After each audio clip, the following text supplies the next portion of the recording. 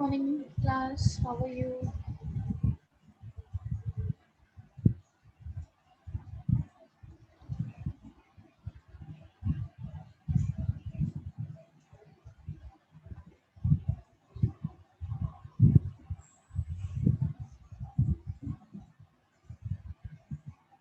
Hi everyone, can you listen to me? Can you hear me?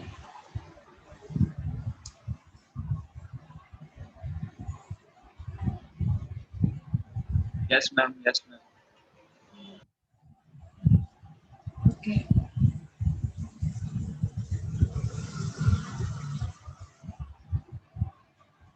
students are still joining. I am allowing. We'll start in 1 minute.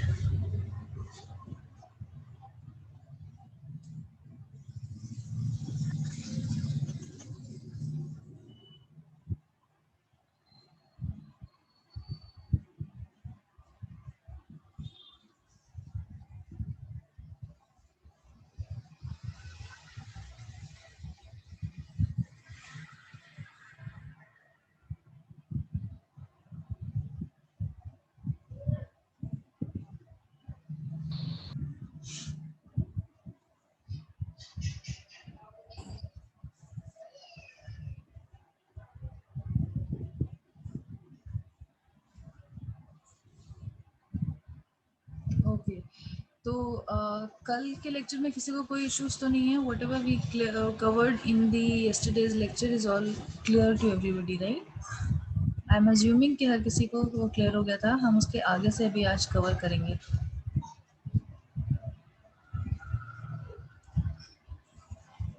Okay, ma'am. Okay, thank you, Nikhil. I'm going to share my screen first.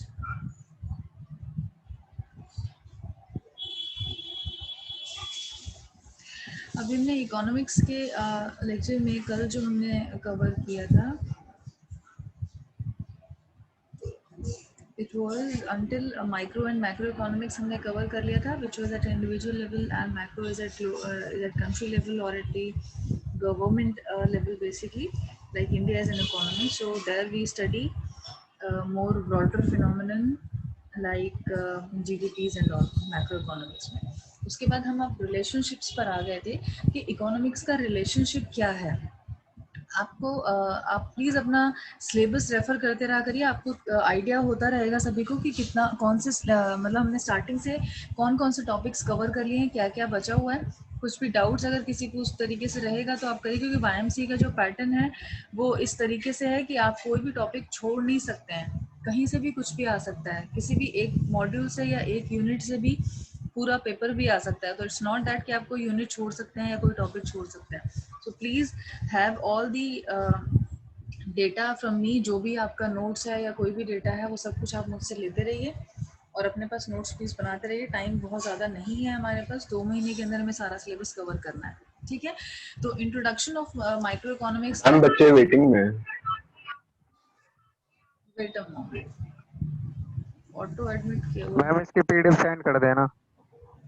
हाँ बेटा, वो मैं कर दूंगी. Actually कल complete नहीं हुआ था. जैसे ये पूरा हो जाएगा तो मैं आप लोगों को ग्रुप में ही भेज दूंगी. इसके अलावा मैं ये ओके. जो ये लेक्चर्स हैं ये भी मैं रिकॉर्ड कर रही हूँ. ये रिकॉर्डेड लेक्चर्स भी मैं यूट्यूब पर डाल दूंगी, क्योंकि recorded lectures are very heavy. वो ग्रुप में नहीं भेजे जा सकते हैं, व्हाट्सएप नहीं होंगे. तो वो मैं अपलोड कर दूंगी इंटरनेट पे, तो वो ऑनलाइन आप लोग देख सकते हैं वो यूट्यूब चैनल से. ठीक है, मैंने शायद कल भी बताया था. अभी मैंने अपलोड तो नहीं करे हैं, but I will do it. अभी तो ये फर्स्ट लेक्चर ही है हमारा. इकोनॉमिक्स का कोई भी टॉपिक अभी तक कंप्लीट नहीं हुआ है.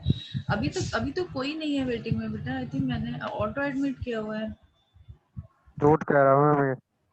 ठीक है, वो एडमिट हो रहेंगे. I am allowing them also. Kadam and Manish I think are there. Okay, so coming back to the PPT. Screen sharing को क्या हुआ? स्क्रीन दिख रहा है मेरा भी आपको? तो अब हम रिलेशनशिप पढ़ने वाले हैं आज. इन सब का इकोनॉमिक्स से क्या क्या रिलेशनशिप है. पॉजिटिव है, नहीं है, क्लोजली रिलेटेड है या कोई रिलेशनशिप नहीं है, वो सब हम आज करेंगे। तो इसमें जो रिलेशनशिप्स हैं उसमें जो फर्स्ट टॉपिक है relationship between economics and science, ये हम कल कवर कर चुके थे।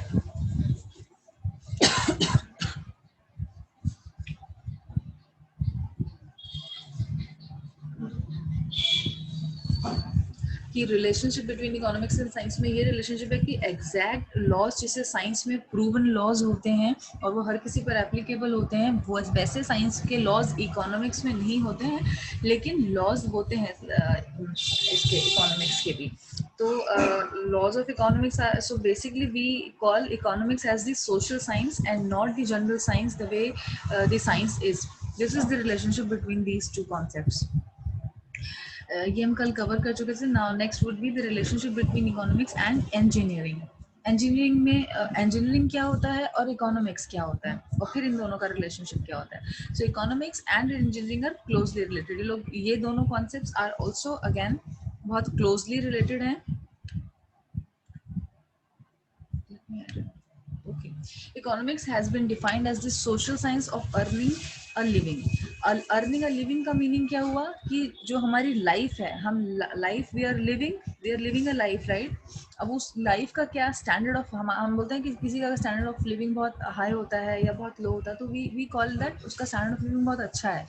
सो we all are trying to earn a living. Living मतलब अपनी लाइफ को जीने की कोशिश कर रहे हैं by whatever means, like by earning our livelihood, by having a standard or whatever we earn, उसके हिसाब से। So economics has the it has been defined as the social science of earning a living, कि हम अपनी ज़रूरतों को पूरा करने के लिए, एक लाइफ को जीने के लिए हम अर्न कर रहे हैं। So that becomes social thing, right?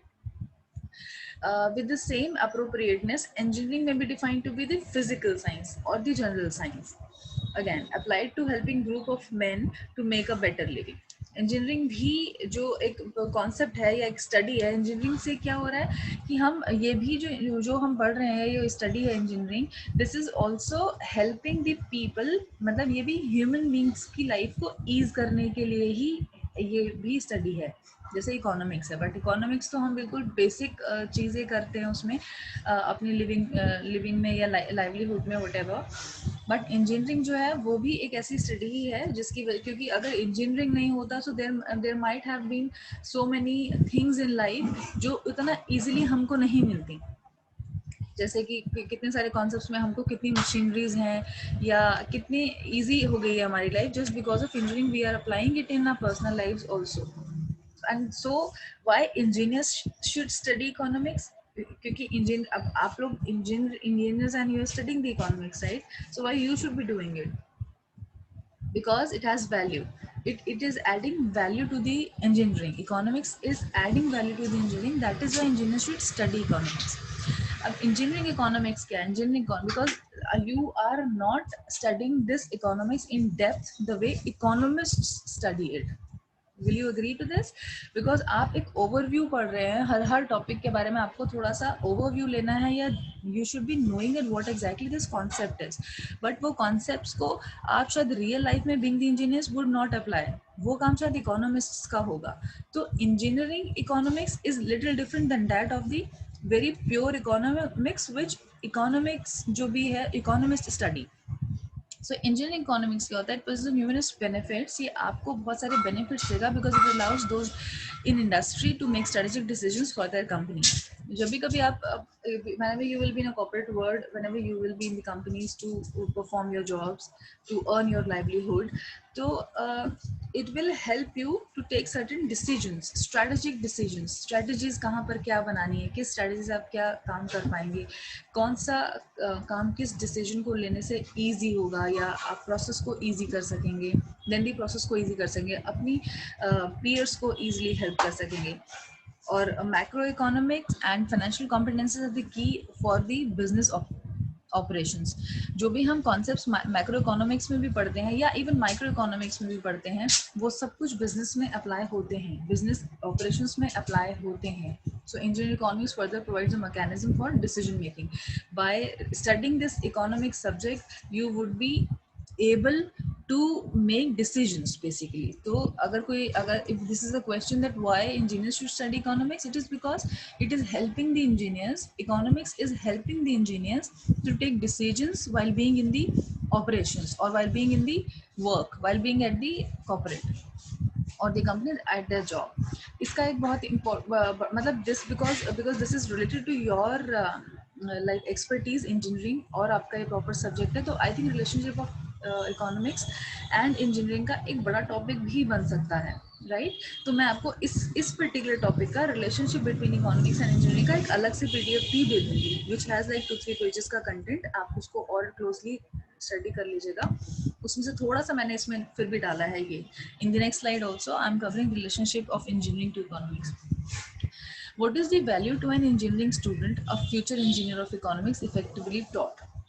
It will tend to broaden his views by showing engineering in its proper relation to the other activities. मतलब अगर आप ये पढ़ रहे हो इकोनॉमिक्स के जो भी कॉन्सेप्ट्स अभी और आएंगे आगे जो भी टॉपिक्स हैं, जब हम पूरा इकोनॉमिक्स का सब्जेक्ट सारा जो भी आपके सिलेबस में कवर कर लेंगे, तो आपका जो व्यू पॉइंट है ना वो थोड़ा ब्रॉडर हो जाएगा. आप अग्री करते हो कि कल के लेक्चर से पहले आपको नहीं पता था कि इकोनॉमिक क्या होती है, इकोनॉमिक्स हम पढ़ क्यों रहे हैं. मीन्स रिसोर्सेज जो है वो हमेशा हमें लगता भी है कि हमारे पास कम है या लिमिटेड है, बट ये एक्चुअली में भी है.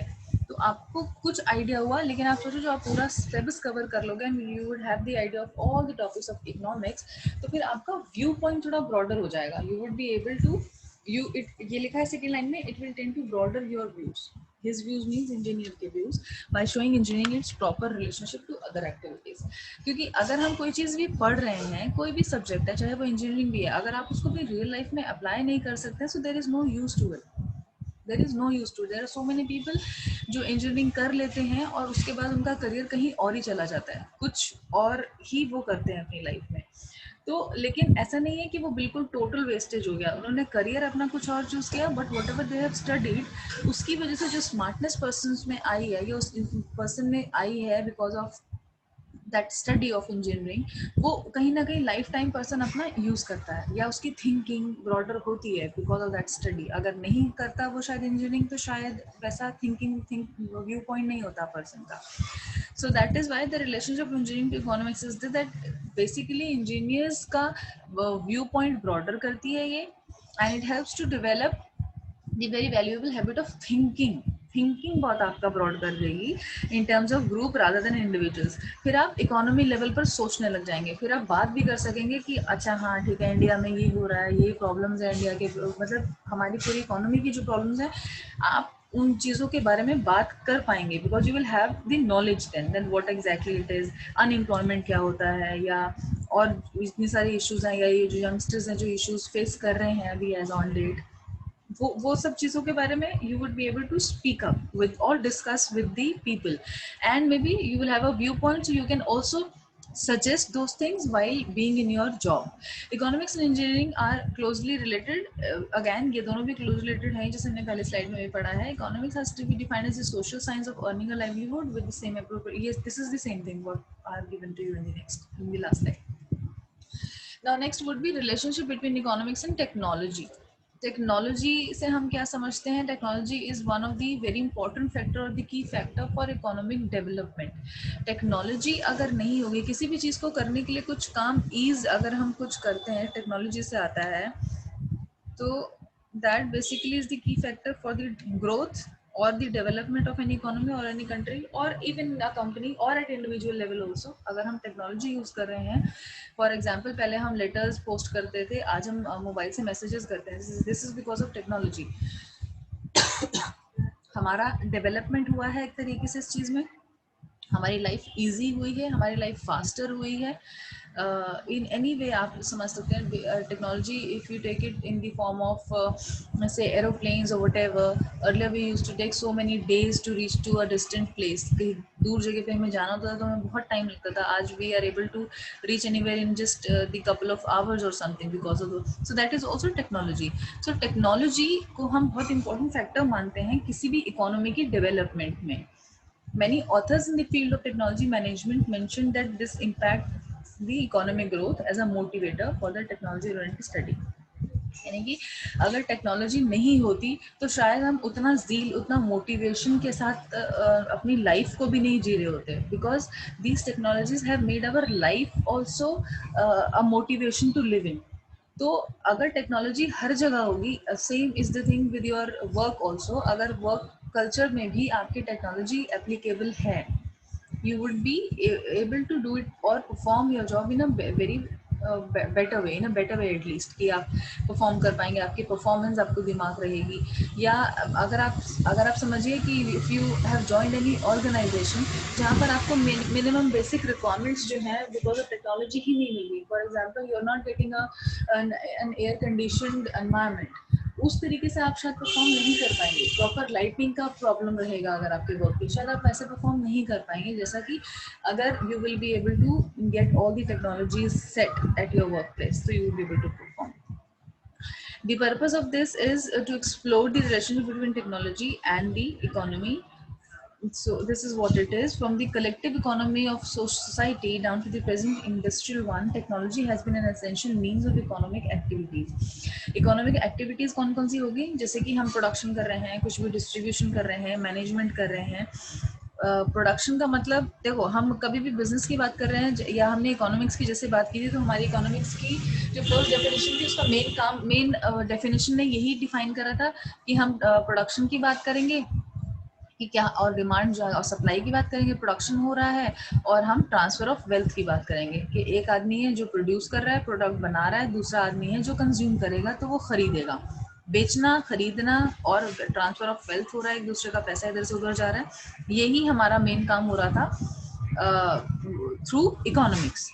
तो बेसिकली एक्टिविटीज लाइक प्रोडक्शन अगर हमें किसी चीज़ की करनी है तो आप बिलीव करोगे, जैसे for example if you take any product जो हमारा कंज्यूमेबल आइटम होता है, फॉर एग्जांपल चिप्स होते हैं, बिस्किट्स होते हैं, या कोई भी स्नैक्स होते हैं, ये टेक्नोलॉजी की वजह से इतना easy process, not easy I would say, है थोड़ा डिफिकल्ट एंड कॉम्प्लिकेटेड, बट इतना अदरवाइज इजी हो गया है बिकॉज ऑफ टेक्नोलॉजी कि मतलब एनीथिंग एंड एवरीथिंग जो भी प्रोडक्शन के लिए पूरा प्रोसेस है उसमें एक ह्यूमन बीइंग की रिक्वायरमेंट है ही नहीं। Everything is being done by the technology, by the machineries.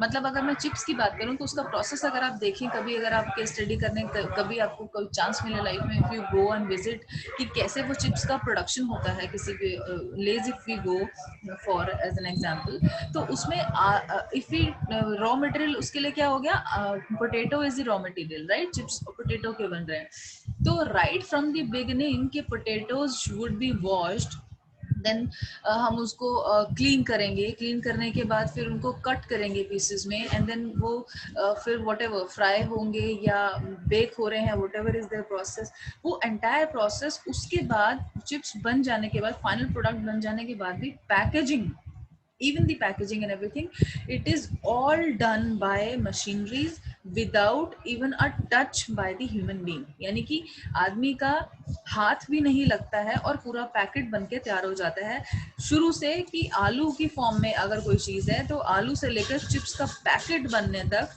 Technology की वजह से प्रोसेस इतना ईजी हो गया उसमें कि मतलब विदाउट इवन दी, मतलब हाइजीनिक फैक्टर भी आप देखिए कि किसी आदमी का हाथ भी नहीं लग रहा है, and you are getting the packets ready for this. So this is all happened because of the technology only, कि हम वो अप्लाई कर पा रहे हैं बिजनेस में। नाउ प्रोडक्शन एक्टिविटीज, एक तो प्रोडक्शन हो गया कि प्रोड्यूस हो गया प्रोडक्ट, नेक्स्ट अब प्रोडक्ट प्रोड्यूस हो गया है, आपके फैक्ट्रीज में ही पड़े हुए हैं बहुत सारे पैकेज, तो क्या वो वहां से बिक जाएंगे? people will go to your factory to buy? No. Then it comes to distribution again become the economic activity। एक एक्टिविटी बहुत इंपॉर्टेंट बन जाता है जो कि हेल्प करता है उस प्रोडक्ट को, जो फिनिश्ड प्रोडक्ट है, जो कंज्यूमेबल प्रोडक्ट है, जो कंज्यूमर एक्चुअली में कंज्यूम करेगा, खरीदेगा डायरेक्टली अपने कंजम्पशन के लिए, उसका डिस्ट्रीब्यूशन होना बहुत इंपॉर्टेंट है। तो डिस्ट्रीब्यूशन का मतलब होता है कि हर जगह पे उस प्रोडक्ट को अवेलेबल करवाना। For example if you are going on a highway, वहाँ पर आपको छोटे छोटे ढाबे बीच में मिलते हैं, तो हमें वहाँ पर चिप्स मिल जाते हैं ना, तो ये डिस्ट्रीब्यूशन ही है उस कंपनी का कि वो उस एरियाज में भी रीच करते हैं अपना, कि हमारे कंज्यूमर्स को अगर वहाँ ज़रूरत है प्रोडक्ट खरीदने की तो वो वहाँ पर भी मिल जाए। मिलते हैं ना, हमको ये चीजें मिलती है ना बहुत इजीली, ऐसे हाईवेज पर भी जहाँ पर कि कुछ और नहीं मिलता हमें कंज्यूमेबल आइटम्स मिल जाते हैं। तो वो किस लिए हो रहा है? क्योंकि उनका जो ये टेक्नोलॉजी के थ्रू डिस्ट्रीब्यूशन इतना अच्छा है कि वो हर चीज को कवर करते हैं, हर एरिया को कवर करने की कोशिश करते हैं, कहीं पर भी हो, कोई छोटे से छोटा ढाबा हो या कोई अच्छे से अच्छी कोई वैसे शॉप हो जहाँ पर ये सब चीजें स्नैक्स एंड एवरीथिंग का आपको अवेलेबल, तो डिस्ट्रीब्यूशन के थ्रू ही हो जाता है।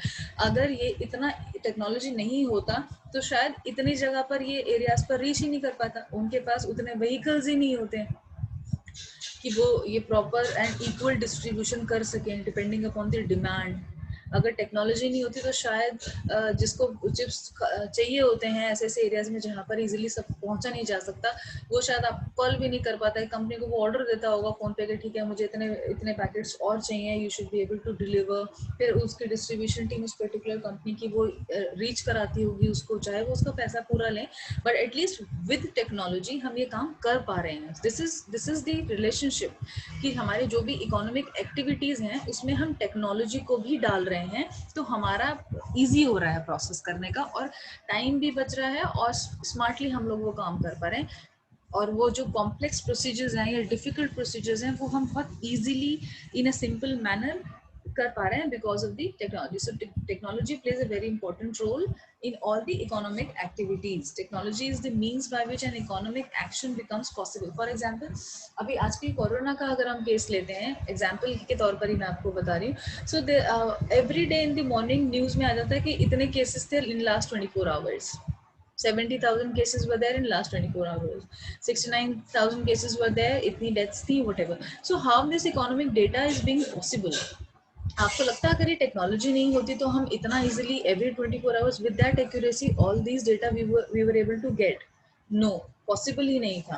तो ये भी एक इकोनॉमिक एक्टिविटी हो रहा है जो कंट्री के लेवल पे हो रहा है। अब आप सोचो इसमें क्या टेक्नोलॉजी लगाई होगी, मे बी सारे हॉस्पिटल्स को ये एक प्रोसेस बना दिया गया होगा that you have to confirm your positive cases by this time in the day, या इस तरीके से करना होगा। वो किस तरह से कैप्चर कर रहे होंगे अपने केसेस, उनके पास टीम ने क्या करा होगा, फिर वो सारा डेटा कंपाइल होता होगा एक जगह, फिर वो मीडिया के पास आता होगा and media publishes that. So this is all possible because of technology.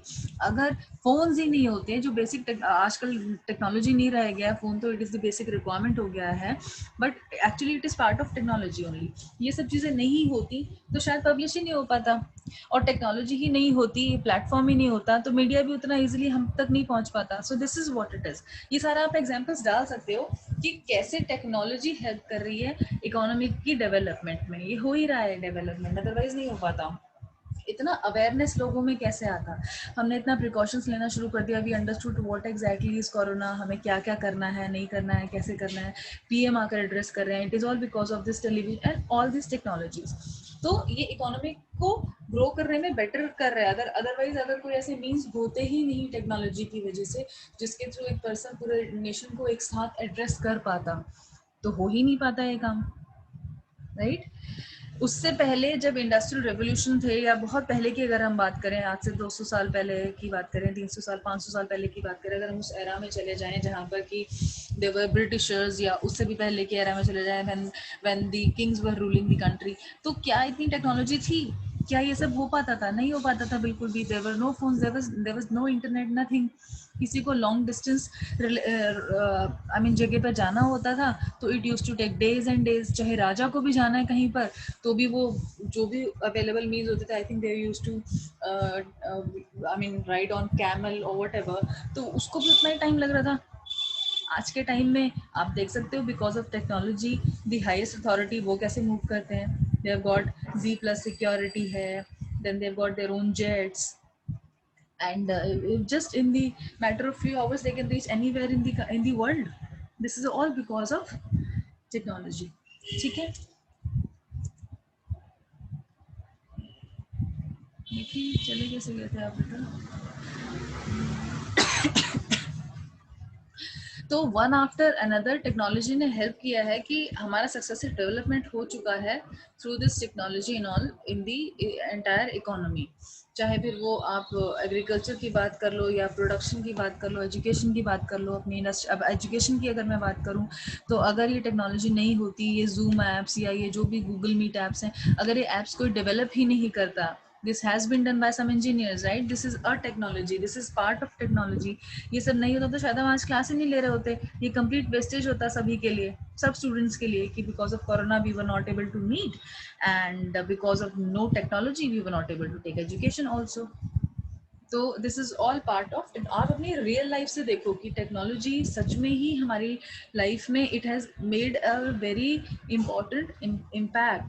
Transportation कितना ईजी हो, communication and health also. Health of course इतनी बड़ी बड़ी मशीनरीज हैं हमारे पास to check, to test and all those things. बड़ी बड़ी चीज़ें टेस्ट छोटे से टाइम में हो जाती हैं. Within a day we can get like 50+ test reports just because of this that technology only. ठीक है. More and more countries are participating in the global economic system. India too has joined the global economy in the year 1991. This you can give as an example. 1991 में क्या हुआ था? Liberalization, privatization, globalization. It has opened to its national boundaries for the free movement of the capital, knowledge and goods.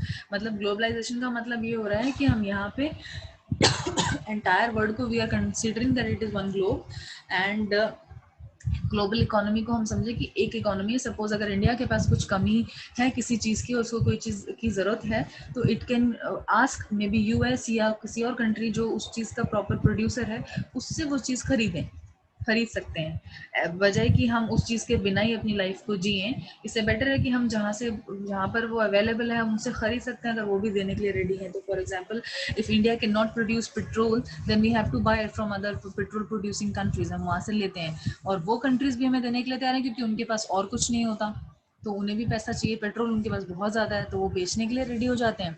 और if I talk about Dubai, I was in Dubai in 2018 और मैंने क्या realise करा वहाँ पे, जो पानी की बॉटल होती है ना, जो हम जैसे यहाँ पर बिस्लेरी हम पानी की बॉटल 1 लीटर बॉटल लेते हैं, वहाँ पे ½ लीटर बॉटल पानी की जो मिलती है ना, इट वॉज कॉस्टिंग 2 dirhams.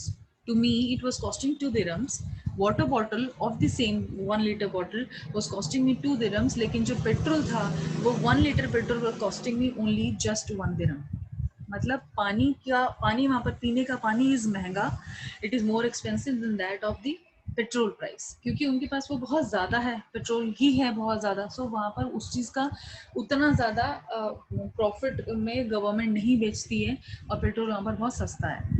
वो हालांकि बाहर की कंट्रीज़ को बहुत अच्छा प्राइस में बेचते हैं with profits and also that उनके पास फॉरेन करेंसी भी आ पाए और अपनी इकोनॉमी को ग्रो करने में वो उस चीज़ को हेल्प कर सकते हैं, या उस पैसे से वो दूसरी कंट्री से कुछ और चीज़ खरीद सकते हैं जो वहाँ नहीं होती. जैसे कि वहाँ खेती उतना इजीली नहीं हो पाती है, बहुत मुश्किल से, या बहुत पैसा लगा के करना पड़ता है, या कुछ बहुत मतलब नेचुरली नहीं होती है तो कुछ अदर आर्टिफिशियल मीन्स लगा के करना पड़ता है, तो वो बहुत महंगा पड़ता है. इससे बेटर है कि वो रेडीली अवेलेबल प्रोडक्ट्स ही खरीद पाएँ. जैसे फॉर एग्जांपल सीरियल्स हैं, अगर हमारी कंट्री इंडिया में 51% of the land is under cultivation, agriculture में ही है. कितने सारे लोग हैं जो खेती ही करके अपना घर चला रहे हैं, और 130 करोड़ की आबादी में will you believe it is a very good thing हमारे यहाँ पर भी बिकॉज ऑफ टेक्नोलॉजी हो रहा है या कैसे भी हो रहा है that we are able to मतलब प्रोड्यूस द रिक्वायर्ड सीरियल्स अपनी ही कंट्री में हम प्रोड्यूस करके कंज्यूम करते हैं. हम बाहर से एटलीस्ट सीरियल्स नहीं लेते हैं. वो चीज़ जो हमारे यहाँ पैदा ही नहीं हो रही है लाइक पेट्रोल एंड ऑल, उसके लिए हमें बाहर जाना पड़ता है. तो ये टेक्नोलॉजी ही है जो हमें ईज कर रही है एक इकोनॉमी को या एक वर्ल्ड को ग्लोबल इकोनॉमी बनाने में और एक कंट्री को ही इकोनॉमी बनाने में और उसकी ग्रोथ में. There are only 10 minutes left people. मुझे बीच में आप बताते जाइएगा जब जब आपको कुछ भी इश्यूज हैं. तो relationship between economy and economic growth, ये चीज़ मेन है. अब मैंने जैसे आपको बताया टेक्नोलॉजी की वजह से या इंजीनियरिंग की वजह से या किसी भी वजह से ग्रोथ हो रही है मतलब country is growing in whatever way and making the life of the people a better life, or you can say standard of living लोगों का बढ़ गया है. अभी thinking हमारी चेंज हो गई है, हम लोग अब बोल पा रहे हैं, we are more vocal, we can ask questions with the government. ये सब चीज़ें स्टडी से हो रही हैं, कुछ टेक्नोलॉजी से भी हो रही हैं. पहले कहाँ कोई पीएम से भी बात कर सकता था पहले, कहाँ कोई किसी, अब there are so many means, internet के थ्रू हमारे पास उनके ऑफिस के नंबर्स होते हैं, एटलीस्ट ईमेल आईडीज होती हैं, we can raise our voices for the issues, we can make the PM or the president or the highest authority of the country, concerned authorities at least of the country, aware about our problems. अभी क्या होता है, दिल्ली का PM office में कितने सारे हम youngsters के ही या उन लोगों के जो मतलब प्रॉब्लम्स फेस कर रहे हैं at economic level, economy level, मतलब कम टू कंट्री के लेवल पे, वो सारी प्रॉब्लम्स को एड्रेस एटलीस्ट हम कर पा रहे हैं। चाहे PM ऑफिस में हर लेटर का जवाब ना दिया जा रहा हो, या हर मतलब कॉल का शायद आंसर नहीं कर पा रहे हो वो, because of the scarcity of the time, because of lack of time, क्योंकि टाइम उनके पास कम है या जो भी है मीन्स कम है, but otherwise because of this, these all technologies, engineering and other things, या इकोनॉमिक्स को पढ़ने के बाद, इकोनॉमिक्स के कॉन्सेप्ट्स को समझने के बाद हम इकोनॉमी को ग्रो कर पा रहे हैं। ये तो आपको क्लियर हो गया कि अगर हम इकोनॉमिक्स पढ़ेंगे ही नहीं, इकोनॉमिक्स के जो सब्जेक्ट्स हैं, जो फंक्शंस हैं, या जो इसके लॉज हैं, या जो इसके अदर टॉपिक्स हैं, ये सब चीज़ें अगर हम स्टडी नहीं करेंगे तो हम उसको अप्लाई भी नहीं कर सकेंगे रियल लाइफ में, और अगर अप्लाई नहीं करेंगे तो ग्रो कहाँ से करेंगे। So relationship between economics and economic growth, economic को ग्रो करने के लिए इकोनॉमिक्स को अंडरस्टैंड करना, स्टडी करना is very important. Term economic growth refers to the quantitative aspects of economic progress of a country. Quantitative मतलब क्वांटिटी में increase हो रहा है, किसी भी चीज़ की क्वांटिटी में इंक्रीज हो रहा है। अगर मैं प्रोडक्शन की बात करूं तो पहले प्रोडक्शन सपोज एक पर्टिकुलर यूनिट अगर हुआ करता था, चाहे वो किसी भी प्रोडक्ट की मैं बात करूं, अगर उसका प्रोडक्शन अब हमारी कंट्री ज़्यादा कर पा रही है, से because of technology, same mean से प्रोडक्शन आउटपुट ज़्यादा निकल रहा है, तो ये एक ग्रोथ हुआ ना। फॉर एग्जांपल पहले हम जब एक फार्मर खेती करता था तो वो हाथों से सब काम करता था, बीज बोता था, वटेवर करता था, पेस्ट कंट्रोल्स के लिए उसके पास कुछ नहीं था कि अगर कुछ पेस्ट लग गया तो पूरा फसल खराब हो गई।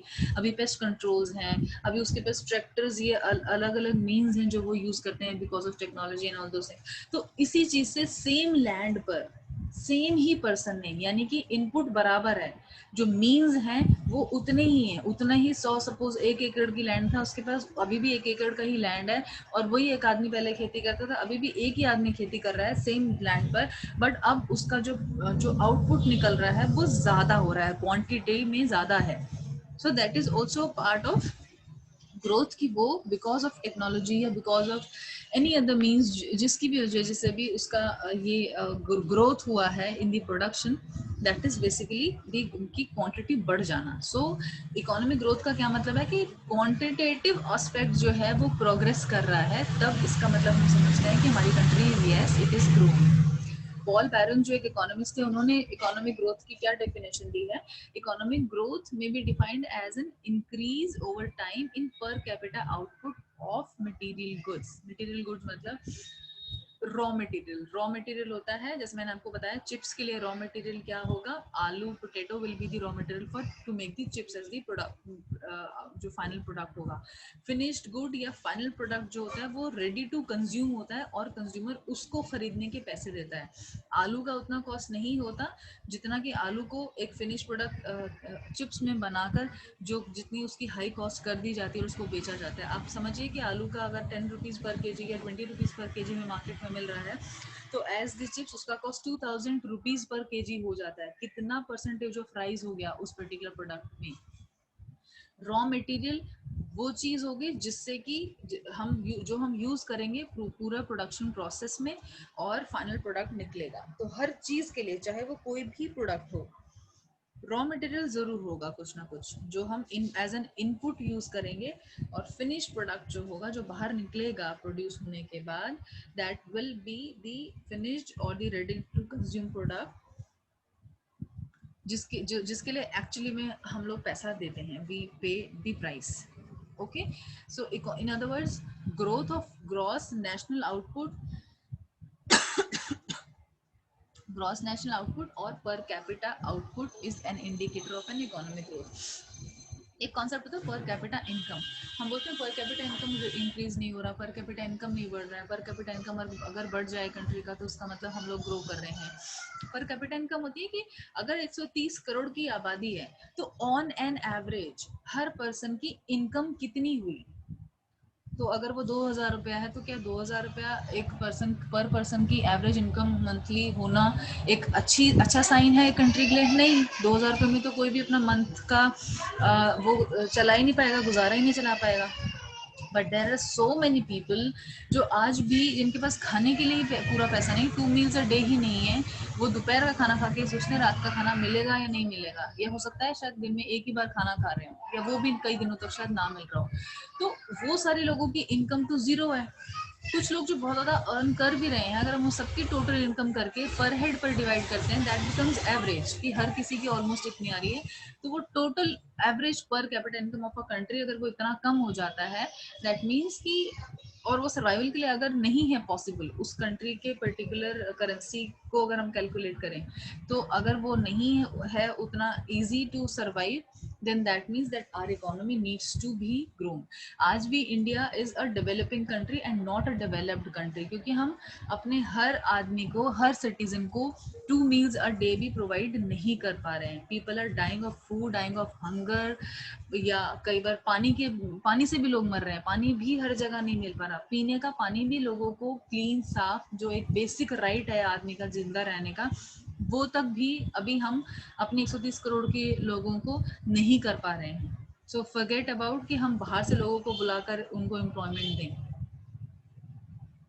जैसे कि हम यूएस जाते हैं, हम और दूसरी कंट्रीज में जाकर जॉब करते हैं, तो वो दे आर सफिशिएंट एनफ कि वो अपनी, दे आर डेवलप्ड कंट्रीज की, they are able to produce everything for their people. और हम और हम जैसे या और भी दूसरी कंट्री से जो बाहर से लोग आ रहे हैं, उनको भी वो जॉब प्रोवाइड करने में, भले ही वो एक्सपर्टीज उनका यूज करें, बट जॉब प्रोवाइड करने में एटलीस्ट अवेलेबल तो हैं, और उनको अवेलेबल करवा भी पाते हैं, या उनके पास एटलीस्ट इतना मीन्स है कि they can procure the people from outside and pay them. Free में तो कोई जाकर काम नहीं करेगा ना, उनको पे कर रहे हैं तभी वो लोग भी यहाँ से या कहीं और से या दूसरी कंट्री से जाकर काम कर पा रहे हैं। नेशनल प्रोडक्ट में इंक्रीज हो रहा है, पर कैपिटा आउटपुट में अगर इंक्रीज हो रहा है का मतलब इकोनॉमी इज ग्रोइंग। किसी को कुछ इसमें क्वेश्चन है तो मुझे बता दीजिए। इकोनॉमिक ग्रोथ के ये कुछ हैं चीज़ें जो कि हाउ टू अटेन ग्रोथ करना, अगर हम देखें टोटल आउटपुट बढ़े, increase in population, increase in formulation and increase in entrepreneurship. Entrepreneurship is basically the business. Suraj is joining me now. Okay, so basically these are the things जो economic growth में help कर रही हैं। अगर हम ये सारी चीज़ें अटेन कर रहे हैं, that means that our economy is growing, and economics and economic growth, it has got very close relationship, because then we will apply the economics and its study, its other concepts in our real life on economic level, yeah, on macroeconomic level or on country level, so that we can understand that yes, we are growing. Economic growth होने का एक मतलब ये भी कि हमारा standard of living भी बढ़ रहा है। Standard of living means that we are able to earn better and we are able to perform better and live our life in a better sense. This is what it is. So I am done with this topic. किसी को कुछ questions हैं तो मुझे बताइए। कुछ अगर I think call disconnect हो जाएगा, कुछ queries अगर रह भी जाएंगी तो आप मुझे WhatsApp पे पूछ सकते हैं। ठीक है, तो एज एन इकोनॉमिस्ट हमें क्या करना है, हमें रिलेट करना है हमारी नॉलेज को रियल लाइफ एक्सपीरियंसेस से। ये मैं बार बार बोलती हूँ, रियल लाइफ एक्सपीरियंस में अपनी लाइफ में अप्लाई करो, कुछ भी पढ़ रहे हो तो। पढ़ने का कोई फायदा नहीं अदरवाइज। ठीक है, any queries, any questions, please come to me on WhatsApp. Call disconnect हो जाएगा अभी में।